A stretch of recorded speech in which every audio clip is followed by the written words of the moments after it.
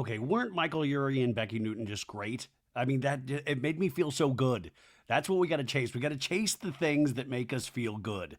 I'm not talking to you, Jesse Solomon. You do not chase the things that make you feel good. You just lock yourself in a room. My God, I can't wait to talk about Summer House.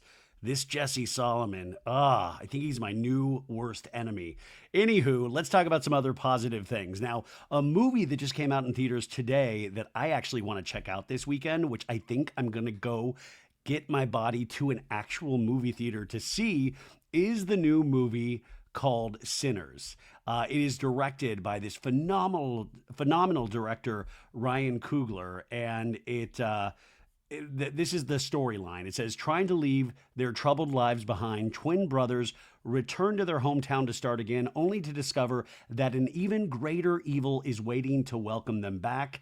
And it stars the amazing Michael B. Jordan. And Ryan Coogler and Michael B. Jordan, as director and actor, have this really special relationship. To me, they're kind of like the new generation of Scorsese and Robert De Niro, for a younger generation.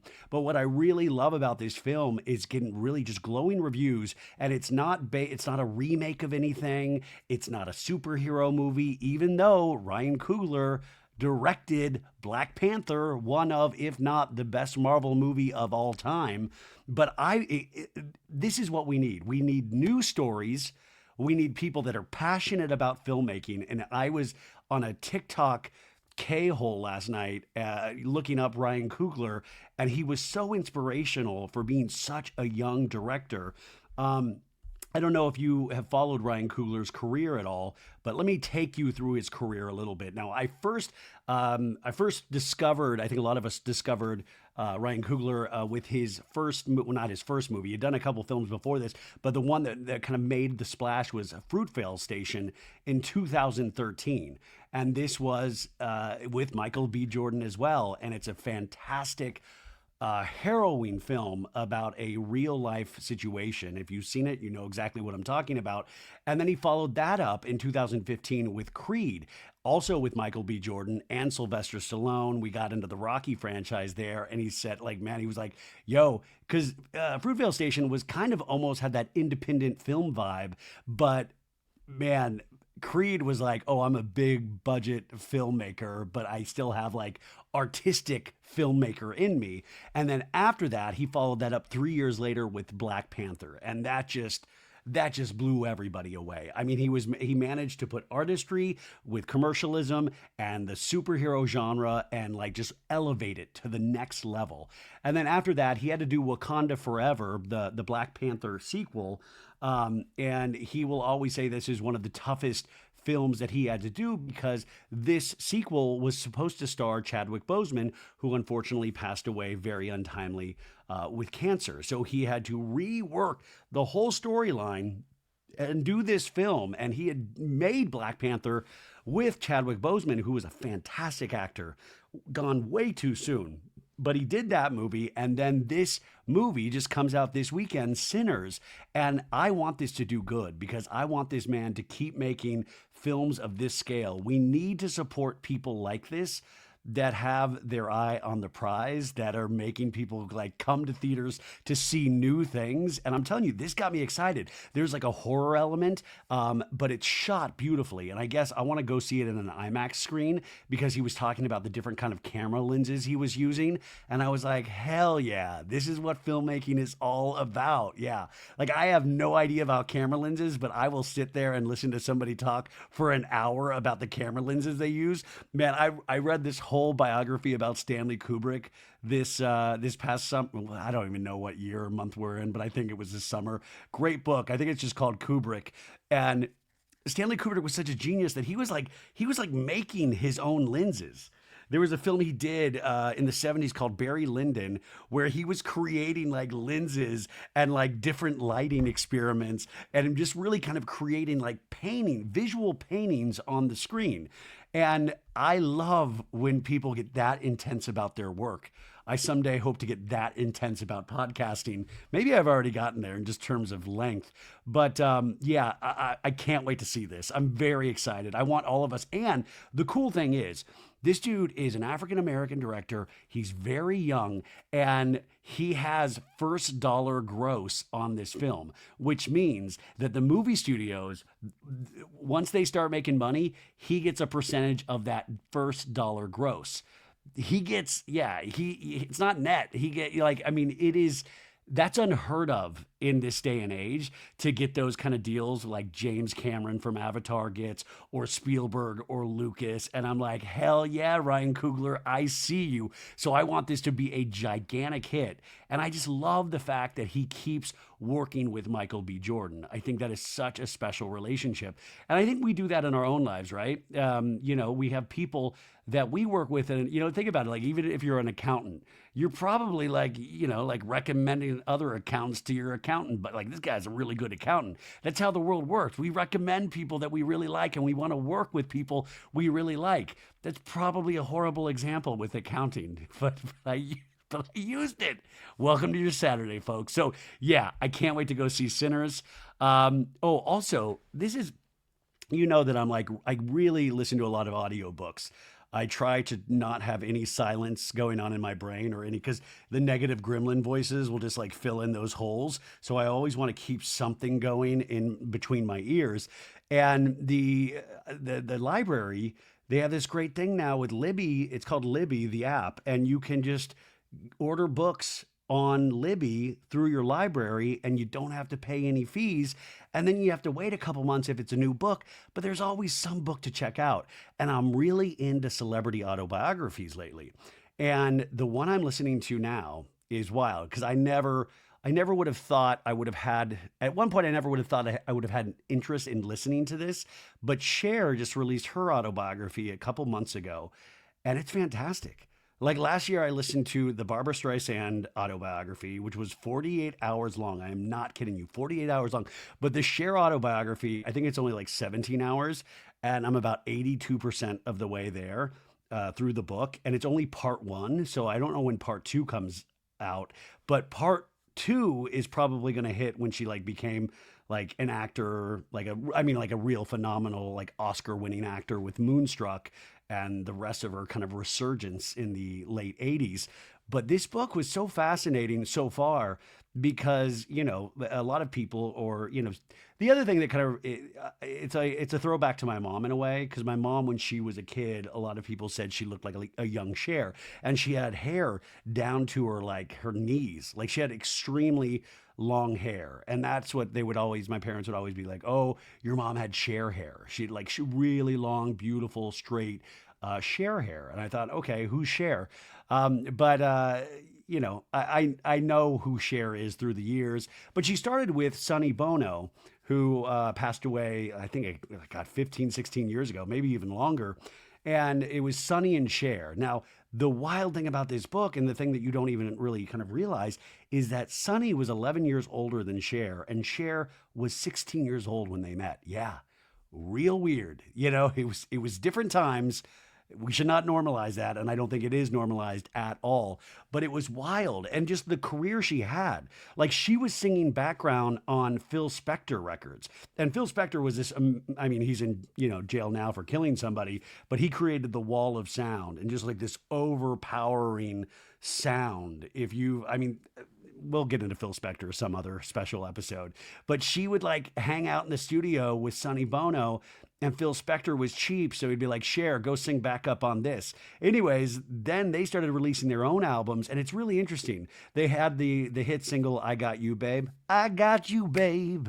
I got you. So they had like that big hit, and that kind of took them like up to a success level, and then they just cratered. And then it was like building their career back up. And then they got the Sonny and Cher, I think, Comedy Hour on CBS. And then that turned into be a big hit. But what was interesting was that Sonny was just really, he wouldn't let her do anything. He wouldn't let her see anybody. He was just really controlling of their lives and her finances. And there's so many things in it that I'm fascinated with the 60s and the 70s. and she's talking about being a celebrity back then. And I'm thinking how it is to be a celebrity now. And I'm like, wow, how much easier it would have been to be a celebrity back then, because you had people talking about your lives, but not in the way where we all had handheld devices in our hands, able to look up Reddit threads, YouTube videos, people speculate. I mean, people speculated about Sonny and Cher, and there were rumors, but it wasn't like so coalesced like it is now, where we are just in everybody's business 24/7. And like, I would say a good 60% of the time, we are dead wrong. So I was reading this book on like, my God, because she was talking about like, oh, we had to sneak around here and we had to sneak around there. And I was like, girl, you would not even be able to. I mean, and Cher's still around. She just performed at the SNL 50th anniversary concert like a month and a half ago, and she was fantastic. I mean, fantastic.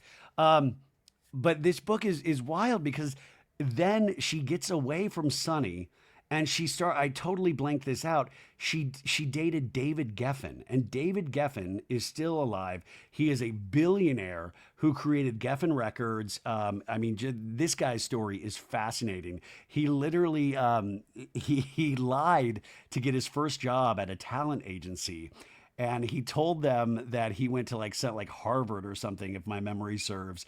And he waited in the like they sent away for his like diploma or his like and he waited in the mailroom and intercepted the letter and put an actual letter in there saying that he did graduate from this college and he got hired based on the lie. But this dude was the operator. He was making moves. He represented every artist. He was with Joni Mitchell when she did Court and Spark. He like, I mean, everybody, the Eagles, George Michael. I mean, he knew everybody. He knew how to manage a career. He knew how to make stars. And the funny thing is, he is a gay man, but in this, he kind of stole Cher away from Sonny. I mean, the relationship was already romantically kind of over anyways. They were already kind of just pretending to be married. They were still married legally, but they were pretending to be married for their show. And they were always around each other, and Cher was fine with that, but the love was dissipated, and Cher was actually sleeping with somebody in the Sonny and Cher band. This book blows me away, folks. But then finally, David Geffen gave her the courage to get away from Sonny Bono and find out, even though she talks lovingly about Sonny Bono, like she really had this weird soul connection with Sonny, but he got her away from Sonny and kind of helped get her a new contract, because Sonny had stolen her whole name, started an LLC with like Cher Enterprises without Cher even knowing that she was signing her life's rights away, so she couldn't even work and make money if she wanted to. And he refused to give her any money. But the David Geffen of it all cracks me up, because this dude was like, first time he met Cher, he was like, I love you. And then like the next day, he was like, we're hanging out. He's like, I told my psychiatrist that I love you and I want to be with you. And then it ended up happening. And now I'm at the part where she's dating Greg Allman from the Allman Brothers Band. Yeah, wild story, folks. I don't know. Sorry to get on that Cher rant, but it just made me think of today, of how I can go on my phone and go on the Daily Mail, Us Weekly, TMZ, all of those sites, and know everything I want about every celebrity. And there's something so saccharine, sugary, sweet that it's too much, where I'm like, I don't like, I mean, I sometimes miss the days of the 90s. And I think all older people now feel this way, where you had to wait for that copy of Us Weekly on Friday that came in your mailbox, and you just hoped that the mailman didn't bend it up too much. You know, you're just like, oh, let me get a clean Us Weekly, get my Entertainment Weekly, get my Premiere Movie Magazine, 6-pack of Diet Coke, and we got ourselves a weekend, you know? And now it's everywhere, which was always the dream. I don't know. I think I'm romanticizing the older days, just like everybody does. But I don't know. It's something I was thinking about listening to the Cher book. Okay, let's move on to a couple of other shows that I'm currently watching. Now, people all the time ask you, Ryan, what are you watching? What is your list? I will tell you what I need to watch. There's a new kid-fluencing documentary. Yeah, kid-fluencing, I said it. There's a new Netflix docuseries on Netflix that I'm supposed to check out about kid-influencing. And I don't know, that seems like an easy watch, and it seems like something I'll probably love and be horrified by. That just hit Netflix this past week. The new season of Righteous Gemstones. I've seen the previous seasons, but I have not started this season yet. I want to see that. I've got to watch the remaining episodes of Dying for Sex on FX. Remember, we had Nikki Boyer on, who created this series based on a podcast, and I want to finish watching that. The first episode, I think the first two episodes of Your Friends and Neighbors with John Hamm hit Apple TV Plus this past week. I want to check that out. I caught up on Survivor this week. Nathan Fielder, who I talked about the other day, the second season of The Rehearsal premieres on Sunday. I watched the first episode. I have all 6 episodes. I had to sign like an NDA saying I couldn't reveal anything, but the first episode is. I love these things that I can just. It's going to challenge the audience. But for me, I cracked up so much watching the first episode. I got to catch up on Below Deck Down Under, caught up on Atlanta. I'm watching this show it's on Hulu called Deli Boys that I watched the first couple of episodes and I'm really enjoying. So shout out to Deli Boys. And then in a couple weeks, maybe it's next week or the week after, we have the second season premiering on Hulu of Secret Lives of Mormon Wives. That's right, folks. The girls, the soft swingers are back. Secret Lives of Mormon Wives. I have all the episodes and I have not started. And I'm like scared to start because I know it's just going to suck me in because I thought the first season was fan-flippin-tastic.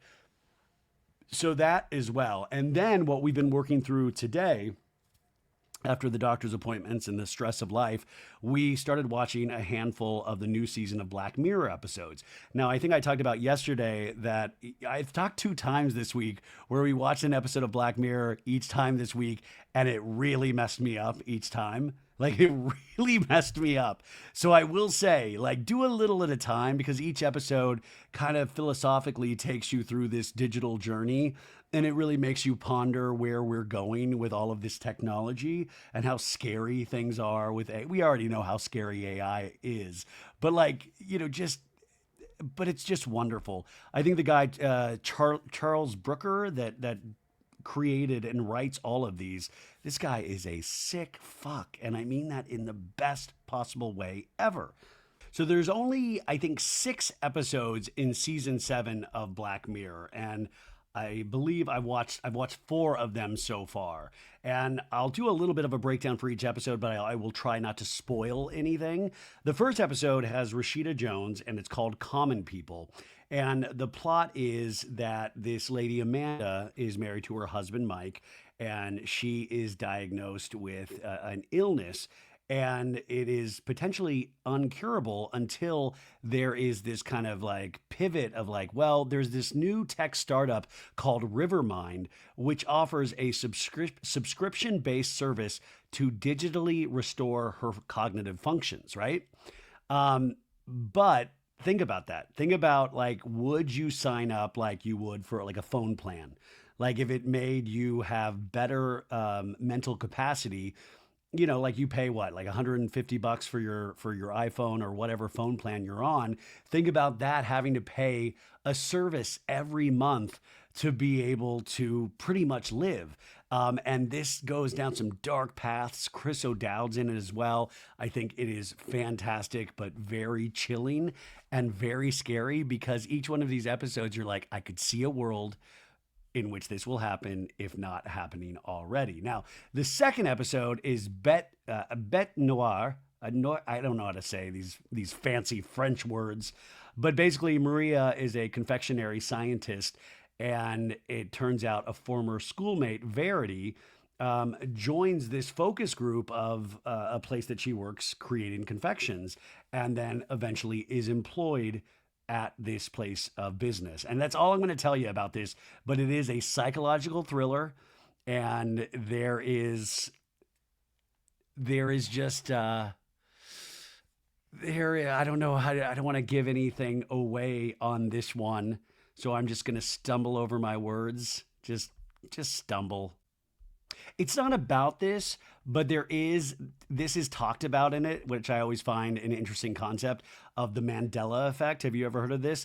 And this is the Mandela effect. It's about false memory. It's like when we remember events that never happened, or we introduce like kind of like distortions into memories of certain experiences. Like we can have false memories. Like a lot of us have trouble with certain things, or will remember things a certain way. Like, think about it. Does the Monopoly man have a monocle? Do you remember him with a monocle, or do you think he's non-monocled? Some other Mandela effects, and just test your own memories on this. What is Darth Vader's famous quote?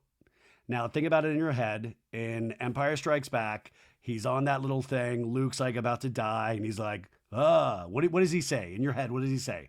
Most people will remember it as, Luke, I am your father, when the actual line is, no, I am your father. Yeah, that's the Mandela effect. Or the Fruit of the Loom logo. Some people remember a cornucopia on the logo, but it has actually never been there. Or Jif peanut butter. Some people always believe in their memory that it's spelled Jiffy, Jiffy, but it's actually JIF. Or Pikachu's tail from Pokemon. Pikachu, some people remember as having a black tip tail, but it's always been solid yellow. Now, here's one. Does Mickey Mouse have suspenders? Some people believe Mickey Mouse in their mind's eye wears suspenders, but Mickey Mouse does not. That is the Mandela effect. And that does not spoil the Black Mirror episode at all. Now, the third episode of Black Mirror is called Hotel Reverie, and it stars Issa Rae and Emma Corrin and Aquafina. And this is really interesting. This is another kind of talking about AI and where it's potentially going. Is that a Hollywood big starlet, Brandy Friday, played by Issa Rae, agrees to star in a remake of this classic film using a new service, new technology called Redream that immerses the actor into the film's world, into the actual world. And then some things happen from there and you'll see. But that's the setup, is that imagine that is that an actor can be placed into an existing film already and they can I don't want to give anything away. I will say this one is a very challenging one. The ideas in it blew me away. The performances, Aquafina, I did not love in this particular film. Now, if you want to see a great Aquafina performance, watch 2019's The Farewell, where she played Billy, a beautiful performance. But Aquafina in this, I thought was just doing too much, but I loved the other performances. Now, I haven't seen episode 4, Plaything, yet, and I haven't seen episode 6, USS Callister Into Infinity, but the USS Callister this is a sequel to a season 4 Black Mirror episode called USS Callister. So this is a sequel. So that's the final episode of this season. So I have 2 more to go. But I talked about, I think yesterday during the Valley recap, episode 5 was called Eulogy. And the plot is this guy, Philip, is contacted by a tech company to contribute memories of his late ex-girlfriend, Carol, for a digital memorial. And he's revisiting old photographs, and this new company can put you into the photographs or whatever the photograph sees. And I said this yesterday, but Paul Giamatti gives just this dude never hits false notes. This guy is just one of the most brilliant actors that we have. I can tear up right now just thinking about this episode. I thought it was so beautiful, so wonderful.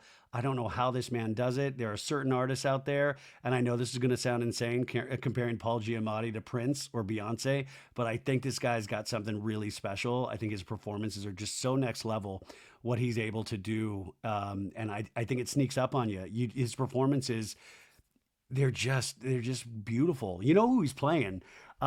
He's signed on for an Art Bell movie. And if you don't know Art Bell, folks, you did not listen to AM radio in the 90s. Art Bell was a broadcaster, and he would be on AM radio. And his show was about the paranormal and aliens, and people would call in and be like, Art, I'm at an alien base right now. They are definitely real. And me and my buddy Dusty used to listen to Art Bell, like when we would be driving, because we both lived, we moved to LA together, and we both like lived in Arizona and went to school there, but we both moved to LA at the same time. So we would drive back and forth to visit our families in Arizona, and we would always listen to Art Bell at night. And it was just the creepiest thing to be on a dark highway in the middle of the night listening to Art Bell. If you know Art Bell, you know exactly what I'm talking about. If you don't, look up some YouTube clips of Art Bell. But Paul Giamatti, I think, just signed on to play Art Bell in a film. Anyways, that's Black Mirror this season, but I recommend all of the seasons. There is something brilliant in each episode. Now, finally today, let's just talk a little bit more about this new season of Love on the Spectrum on Netflix. If you are looking for something that will make you happy, that will make you believe in life and love, and just just the overall human condition. Right now, I think we live in some scary times, and I think it's really hard. I mean, you can go negative real quickly. I go negative real quickly, but it is so beautiful. That's why I kind of wanted to do the Ugly Betty interview and then talk about this, because each episode, there were times where it made your heart sink, but then there are times that it made your heart soar. And I think this is just beautiful television. And we're going to walk through each episode, okay? So Love on the Spectrum, of course, is like the hit Netflix reality docu-series, and it really kind of highlights the diverse ways of love and connection and how they manifest within the autism spectrum. Now, some of these cases, like there are so many people affected with autism, and it's nothing like this. So this, is not, I'm sure, a fair representation of the autism community at large. There's actually a new, I think her name's Eva on this season of Survivor, that is killing it on Survivor right now, even though people believe she's being favored. But I think she's killing it. She killed this week's challenge. But obviously, this is a little more character based, and these people really stand out, but I think in such beautiful ways. And we had season 2, and there are some like continuing characters, which we get to continue seeing their journeys, but then we get to meet new people as well. So the episode 1, it's called New Beginnings, and we have one of my favorites, Connor. I think everybody loves Connor. And we get to see he goes on like a date in the first episode with this girl, Kate, who's a fan from Nashville. And I believe she's on the spectrum as well. And they talk about their shared interests of like nature and national parks. But like, the sparks aren't there. But Connor is very, very happy. But Connor is just so funny because his relationship with his family, his mom is just, I love his mom so much. I love his whole family. Connor's family is amazing. And the way he's like, Mom, no, I will not speak. No, I will not do that. Mom, if I give you this face, it means to butt out. I love the way they communicate, and you just, that motherly love. But she's like, I set you up. And he's like, Mom, I asked you not to. And he prefers brunettes, but Kate is unfortunately more blondish hair. And he's not thrilled about that at first, but then it ends up still being a lovely time, even though it is not a love connection. Now, one of our new characters is Madison. And Madison, I think she is a star. And she is talking about, she was kind of nonverbal for a couple years of her life until she started discovering that she learned to make bracelets and craft. And it kind of got her out of her shell. And she loves like Disney movies, and she loves collecting American Girl dolls. And I think she is fantastic. She's 27 years old. Her name is Madison Marilla. And throughout the course of this, we do end up seeing her fall in love with a gentleman named Tyler White. And Tyler's just a good old boy wearing a cowboy hat. He's on the spectrum as well. He seems like a fantastic gentleman, except that they get way too kissy in the final episode. Oh, I'll talk about that in a second, but I think she is amazing. Yeah, I should have gone through the characters at first. We have Abby and David back. Abby is 26 years old and David is 30, and they are celebrating their 3-year anniversary. And my girlfriend got really pissed after the second season of Love on the Spectrum because David took Abby to Africa and bought her like expensive jewelry. And she's like, you what? You took me to Bakersfield. What are you talking about? Like, this is crazy. And it was great. I met Abby and her mom at Kathy Hilton's holiday party. And Abby, her mom, I got to talk to her mom for like 20 minutes, and she was great. She told me all these amazing stories. And Abby was so funny. She was like just kind of like there by the fire, and she was like, "Mom, can we go to In-N-Out?" And her mom was like, "No, not tonight." It was fantastic meeting them. They were both really, really lovely. So we have Abby and David. Abby, she's a Disney enthusiast as well. She's a lion lover. She has a hat making business, and she is a beautiful singer and songwriter. I'm not even joking. They do a song in the final episode of this that I think is a bop. I'm like, Abby needs to be at Coachella immediately. Now, David, her boyfriend, is 30 years old. He works here in Beverly Hills at City Hall. He also shares a love of lions with Abby. And they have, it's just such a very cute relationship. They actually go wine tasting for their anniversary, and you'll see that David, he'll like pretend sip the wine because I don't think he likes the wine, but he's just trying to be polite, so he'll raise the glass, but he won't drink any of the wine. And it's just that it's very, I don't know. I hate to keep saying cute because it's not, but there is this element of cute, just like it's like what I would imagine watching your teenage kids go on a date. There's something so wholesome about it in a way, if that makes sense. Um, yeah, episode one, we meet Madison. We get to revisit with James, and James is very high strung. I'm James, and he likes heavy metal, and he lives with his parents. And we see him go to a speed dating event, and he's just all into like knights and swords. Connor's into swords and knights as well, but James is awesome, and he goes to a speed dating event, and he doesn't find a match. But he talks about his dating experiences, and his mom actually tears up because he doesn't have any matches. But he's like, "It's okay, mom. It's okay. It's okay." Like he totally seems to get it. But I love the thought of him like just continually putting himself out there and being open to those experiences. Like I just thought, man, if I could have had the bravery of some of these people when I was younger, my life would have been different. Now I know, anyways. Then also we get to visit back with Adon and Danny. And Danny, of course, from Danimation. Danny is like this. She's an amazing animator. This girl is like truly go check out some of her work. She is very, very talented. Her name's Danny Bowman. She's 29.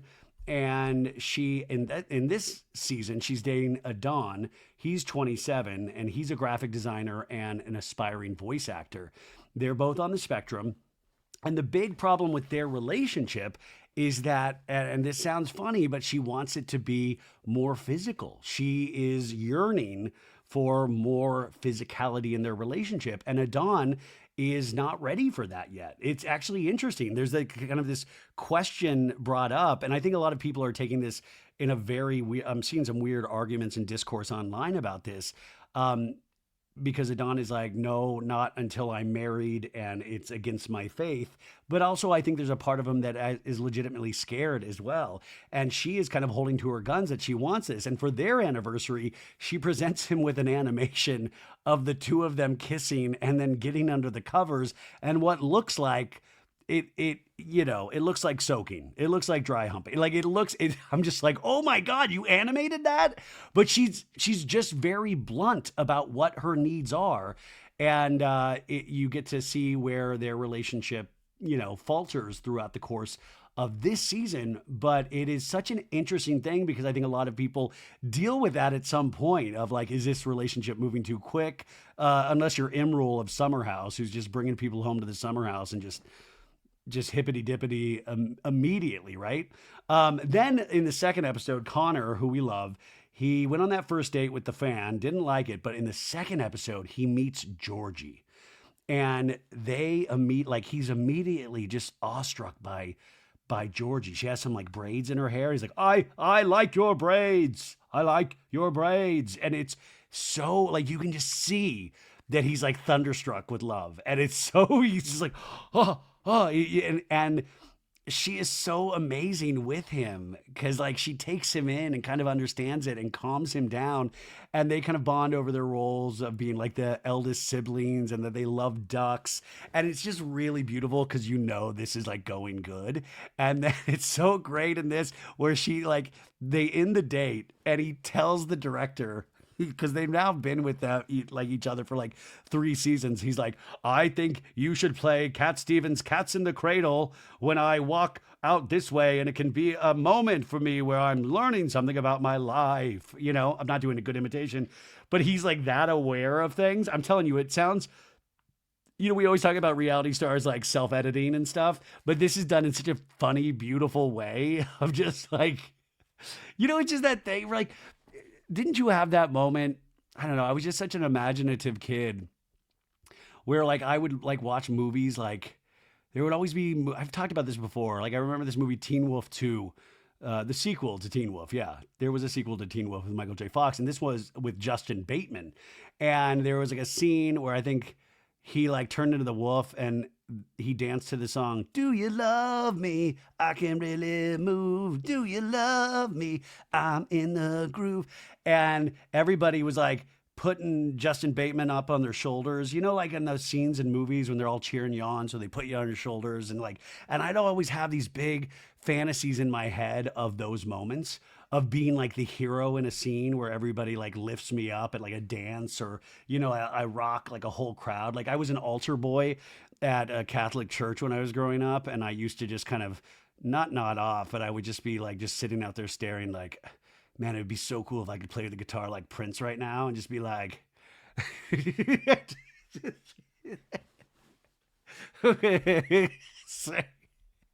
dearly beloved, we are gathered here today in this thing we call life. Like if I could, let's go crazy. I used to have these vivid imaginations of like how it would be like a perfect scene. And so I love Connor in this way. Now, Madison consults with an autism specialist in the second episode for dating guidance, and then she goes on a date with Bandon, and this is not a romantic match, but the specialist is kind of telling her what to do and ask questions, and hopefully they'll ask questions back. And then episode 3 is called Exploring Connections, and we see Connor and Georgie enjoying a great game of croquet. Their relationship is deepening. Oh, and Tanner, by the way, Tanner is in this. Tanner we've seen in multiple seasons, and he's amazing. And he visits a goat farm with Cheyenne, but the conversation is a little one-sided.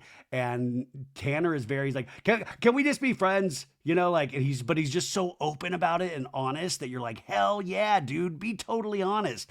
Not like Jesse from Summer House. And and we also meet Perry, who is a newcomer, and she is so passionate about trains, T, as she says, let's ride the T. And she wants to fall in love, and she wants to embark on commuter rail adventures in Boston with the love of her life, which she's hoping to find. And what's interesting about Perry is that she's bisexual, and she is dating a woman or trying to date a woman, and it's just amazing. And I just love her love of trains and wanting to ride the train with the love of her life. Like it's just like and she's just so happy and bubbly, and I love her so much. And then in episode 4, Madison, who makes the bracelets, and she meets Tyler, and he's a cowboy. I told you, he's a good old boy. He's also a DJ. Yes, sir. Yes, ma'am. Very polite. And they immediately connect. And they connect in the weirdest way in that he says he has perfect pitch, and he knows the pitch of every country song out there. And she tests him. She tests every country song, and he's like, that's in B minor. Yep, that's a hair down B flat. That's B. And she just keeps naming songs, and he hits it on the head every time. And it is amazing. It is truly one of the best. It's not a meet cute scene, but it's one of those scenes where you're like, oh, they are really hitting it off. Like once that scene happens, they are just, it's kismet, right? We see Abby and David in episode 4. They're relaxing in a hot tub. Yeah, they're hot tubbing, celebrating their relationship. And then Perry goes on her first date with Tina, and they bond over their mutual love for trains. So Perry and Tina kind of has some seeing issues, but Perry, she just grabs Tina's hand and kind of leads her along. It's really beautiful.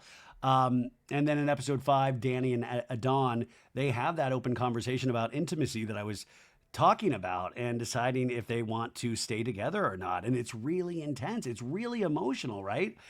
We see Tanner go on a date and impresses his date with his amazing dance moves. And Madison is strengthening her connection with Tyler and has a date on the beach, you guys. And they have their first kiss. And it's her first kiss ever. And it's like, and they keep going in for the kiss, and they're just like, and then they just start, they're not like French kissing, but they're just, and and she's just like, oh my God, my first kiss, it's amazing. Like everybody's so, remember your first kiss, you guys? Remember that? Everybody remembers their first kiss, right? Just like how scared that was. And then, God, your first French kiss. Because the French kiss, It's like sex in a way where you're like, how does this even work? You're supposed to jam your tongue in somebody else's mouth. How does remember how scared you were as a kid when you heard about French kissing, and then you're like, that doesn't even make sense. You put what do you? The tongue goes in the other mouth, and the other tongue you accept the tongue. Like what? It was so confusing, and I remember being in high school. I think it was a freshman in high school when I had my first French kiss. This is, by the way, to kids, if you're listening, turn it off. This is adult conversation. I was backstage at the high school theater where the cool kids hung out with. And there was this girl, I'm not going to say her name. And I just remember that she liked me, I liked her. And I remembered that I just knew that we were like on the precipice of what I thought was going to be my first, French kiss. But I was scared to death. And she had to make the first move. And then it came naturally. I mean, I don't think I came naturally. I don't think I'm good at it, but it wasn't. And then, do you remember that? Like after your first French kiss, you were like, oh my God. And then immediately you forgot how to do it. You're like, oh, wait, I didn't take any notes. How do you, I just remember how scary it all was. But it was so, I don't know, it was just amazing watching Madison have this kind of moments, right? Oh God, sorry. I'm just having memories. But then the next couple of episodes, James, who kind of struck out at the speed dating, he hosts a birthday bonfire, and it's during the day, which is hysterical. And his poor dad makes a bonfire that just smoke everywhere, and all his friends are like sitting in these lawn chairs with this really smoky bonfire. But we're introduced to Shelly, a girl that he met online. And she's actually really pretty, and she's like a little quiet, and I think she's British, but they seem to actually get each other. So James has found love. Like I was like, whoa, way to go, James. It's so amazing. And then Connor and Georgie, we see another scene, and we see Connor's first kiss. And he's just like blown away by it. And he's like, because he's shaking, like knowing that he wants to kiss her. And she's like, it's okay, it's okay, it's okay. And then he kisses. And you can just tell that he's like, the whole universe has opened up to him with this kiss. And because she goes over and meets his family. And the mom and the sister love Georgie. And Connor, it's just amazing. And then Madison introduces Tyler, the cowboy, to her parents who want to meet this chap. And they love him, but then Madison and Tyler start kissing way too much in front of the parents. And you can see the dad's like, okay. Like he's like, was not prepared for this, but they don't think they're doing anything wrong, but they're just kissing in front of the parents. And the dad's face throughout this scene is so flippin' funny. And then it ends with Abby surprising David on their 3-year anniversary after the wine tasting with this beautiful, heartfelt song that you can actually find on Spotify. And this is I'm telling you, we've been singing it here in this household all week long. And I'm going to read you some of the lyrics. And now I don't think she probably wrote this all by herself, but she does have a lovely singing voice. And all of a sudden a lady with a guitar comes out and she like busts out this actual like full blown song for David. And David's like, he literally puts his hand to his heart. He's like, and it's just wonderful. Let me find the lyric. So the song is entitled Boyfriend Forever. And this is what Abby sang to David. It's like, I know sometimes I'm in my head, but when I'm with you, I'm in the world instead. No one treats me better. We're so good together. Will you be my boyfriend forever? Life has changed a lot since we met. Seems like everyone, I'm not singing it to the right tune, but the lyrics are, seems like everyone knows our names. Even when it's busy, you're not with me. I always know that our feelings are the same. You cover my ears if it gets too loud, because loud noises freak her out. And she goes, help me say what I'm thinking when I don't know how. You're patient like nobody else. You make me feel like I can be myself. I was kind of nervous to meet someone new, but then I got used to knowing you. You understand me, remind me to breathe. Being with you is easy, you're just who I need. I know sometimes I'm in my head, but when I'm with you, I'm in the world instead. No one treats me better, we're so good together. Will you be my boyfriend forever? And wait, where's the water slide lyrics? Folks, we will be back to the show in just one second, but we need to take a moment to talk about our good friends over at Quince. Now, we all have that spring travel itch right now. I know you're going on vacations. Hopefully, I hope I get to go on a vacation. I just got back from Vegas actually for ChumpCon, and I did treat myself to a nice, breathable, light blue sports jacket, which I am wearing right now. See, it says Quince right here. And guess what? It is affordable. Everything that Quince offers. They have lightweight shirts and shorts from $30. They have pants for any occasion, and they have beautiful, comfortable lounge sets. And with premium luggage options and durable duffel bags to carry it all, I mean, they have those as well. And the best part, all Quince items are priced 50 to 80% less than similar brands. How do they do this? They partner directly with top factories. Quince cuts out the cost of the middleman and they pass that savings, that's right, directly on to us. And Quince only works with factories that use safe, ethical, and responsible manufacturing practices and premium fabrics and finishes. How can you not love that?